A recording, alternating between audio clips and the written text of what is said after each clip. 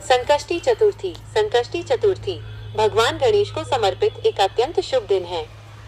इस व्रत की कई पौराणिक कथाएं प्रचलित हैं, जिनमें से कुम्हार और बुढ़िया वाली कथा और शिव पार्वती के चौपड़ वाली कथा सबसे अधिक लोकप्रिय हैं।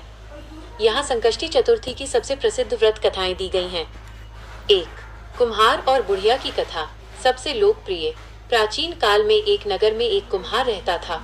उसके बर्तन भट्टी आवा में पकते नहीं थे, वे कच्चे ही रह जाते थे। राजा के ज्योतिषियों ने उपाय बताया कि यदि हर बार एक बच्चे की बलि दी जाए तो बर्तन पकने लगेंगे।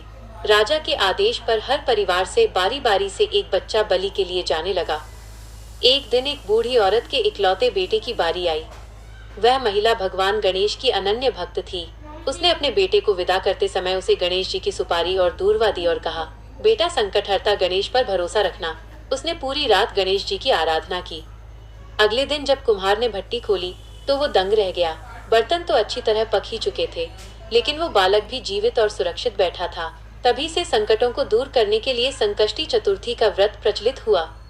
2. शिव पार्वती और बालक की कथा। एक बार भगवान शिव और माता पार्वती नर्मदा नदी के तट पर बैठे थे। माता पार्वती ने समय व्यतीत करने के लिए चौपड़ चौसर खेलने की इच्छा जताई।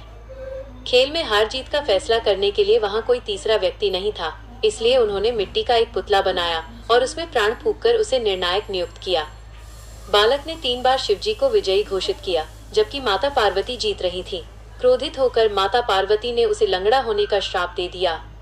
बालक ने क्षमा मांगी तो माता ने कहा, यहाँ संकष्टी के दिन नाग कन्याएं पूजा करने आती हैं, उनसे व्रत की विधि पूछकर तुम गणेश पूजन करना।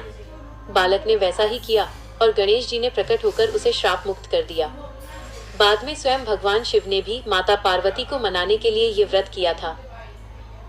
संकष्टी चतुर्थी का महत्व।